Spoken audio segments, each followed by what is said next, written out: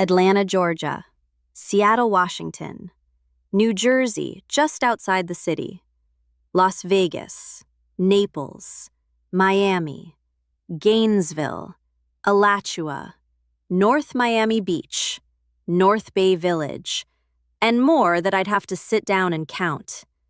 I have been there and done that. I've worked every position in this industry at some point, just each one in a different location. That sentence sounds like a resume line. It isn't. It's an accident that turned out to be the most valuable thing I own. Here's how it happened, and it's less impressive than it sounds. We moved. A lot. And when you land somewhere new, you take what's open. There wasn't always a server position available, so I'd take the host stand, or the bar, or a support role, or something in the kitchen. Or a management job I was overqualified for, or one I was slightly underqualified for and figured out on the way. By the time my husband and I met, I had almost 15 years in restaurant hospitality, so I had plenty of experience and no trouble moving into a different position. That's the practical version. Here's the version I understand now. Most people in this industry go deep in one lane. 20 years a server, 25 years a line cook. Honestly, the career server at the same steakhouse for 2 decades has a mastery I don't have. But she's seen one building, maybe 3. I have seen the same job done a dozen different ways in a dozen different rooms. And when you do that, something happens that cannot happen any other way. You start to see which parts are the restaurant and which parts are the work. That's the whole thing. That's what all that moving bought me. When you've only worked one place, everything looks like the way it's done. The steps of service, the language, the shorthand, the culture, it's all just how restaurants are. When you've worked 12, you start noticing that 11 of them did something one way and 1 did it another. And the one that did it differently wasn't wrong. Sometimes it was better. You find out that the thing you were sure was universal was actually just Miami, or just fine dining, or just that owner's preference from 1994 that nobody has questioned since. And underneath the variation, you start to see the few things that are true in every room, every city, every price point. Those things are what I named care, connection, and culture. I didn't invent them. I want to be clear about that. Nobody invents that. I found them, by elimination, over about 30 years and a dozen cities. Everything else fell away. Those 3 didn't. A room in North Bay Village and a room in Seattle have almost nothing in common. Different guests, different money, different pace, different food, different weather walking through the door. But in both rooms, a guest can tell within about a minute whether the people working there are okay. That's not regional. That's not price point. That's the floor underneath all of it. Now, the part I'd want any young person to hear. All that moving was hard. I want to be honest about that, because there's a version of this story that makes it sound like an adventure. You're the new person constantly. You never accumulate. You're always the one who doesn't know the shorthand, doesn't know the regulars' names, doesn't know that Thursdays are strange here for reasons nobody can explain. You watch other people build seniority while you keep starting at the bottom of the list. For years, I thought that was what I'd lost by moving. I was wrong. It was what I gained. Because every one of those first weeks, being the person who doesn't know the language, is exactly why I can walk into a restaurant now and see it clearly. I've been the confused new hire in a dozen buildings. I know precisely where the invisible walls are. You cannot learn that from the inside of one place. My husband is in the building trades. He's currently in both the sheet metal and the pipe fitters union, which is unusual. Most people carry one card. He carries two. And that's why I've lived in all those cities. The trades follow the big builds. When a major project breaks ground, the work goes there, and the people who do that work go there. So we followed the work. That was the arrangement, and I made my peace with it early because the alternative was not being together. By the time we met, I already had almost 15 years in hospitality, which turned out to be exactly what that life required, because I could land anywhere. That's the thing. Restaurants exist in every city in America. There is no town so small it doesn't feed people. If he'd married an attorney, she'd have had to retake a bar exam every few years. If he'd married a teacher, she'd have been chasing licenses across state lines. He married a restaurant woman, and a restaurant woman with 15 years and every position under her belt can work in any zip code in this country within about a week. I've thought a lot about what that means because I don't think this industry understands what it actually has. We talk about hospitality jobs like they're a way station, something you do until the real thing starts. But those jobs are the most portable, skilled work in America. There is no other field where a person can move 11 times and keep working. None. Every other career punishes mobility. You lose seniority, you lose licensure, you lose your network, you start over.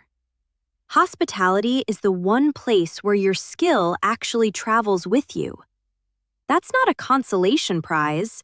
That's a genuine, rare, structural advantage, and we've never once marketed it as one. Now here's the sharp edge on that, and I'm not going to pretend it away. The reason my skill traveled is that it was mine. Not the restaurant's, mine. Nothing I ever earned in one building came with me to the next. No credential, no title that meant anything anywhere else. No record of what I'd been certified to do. I'd walk in as a 12-year veteran and be treated exactly like the kid who started Tuesday, because there was no way to prove otherwise. Every single move, I started over on paper. Meanwhile, my husband carries 2 union cards. He walks onto a job in a new state, and everyone knows exactly what he's qualified to do because the trade wrote it down and the trade stands behind it. I watched that difference for 20 years from the other side of the kitchen table. That's where the certification ladders in my system come from. All of them. Not from a business plan. From watching my husband's card do for him what nothing in my industry would do for me. He had portable proof. I had a story I had to retell in every interview and hope somebody believed. There's one more thing about following the work, and it's the part I didn't expect. It made me good at reading a room fast. When you're new somewhere every couple of years, you develop a kind of speed. You learn to walk into a building and know within a shift or two who actually runs it, which is often not the person with the title. Who the real trainer is, which rules are enforced and which are decoration, where the tension sits. I can do that now in about an hour. I built the 60-second culture test out of it. I didn't develop that skill because I'm perceptive. I developed it because I had to. Over and over, in city after city. My husband ran his own business for 20 years. 20 years. And then ownership after COVID became next to impossible. He's back in the unions now, sheet metal and pipe fitters, both cards, and that's a good outcome. I want to say that clearly, because there's a way of telling this story that makes it sound like a tragedy, and it isn't. He's working. He's good at what he does. There's dignity in that, and he's never once complained about it in my hearing. But 20 years is 20 years, and I watched what it took out of him to close that door. I bring it up in a series about hospitality because I want to be honest about what our household actually lived through. and because I watched the exact same thing happen to the industry I love at the exact same time from the inside. COVID didn't create the problems in either place, it just removed the margin. Every small operation in this country was running on margin nobody could see. The owner absorbing the shortfall, working the extra shift himself. Carrying the slow month out of his own pocket, holding on to a good employee through a stretch that didn't justify it because he knew he'd need her in the spring. That margin was invisible, and it was doing enormous work.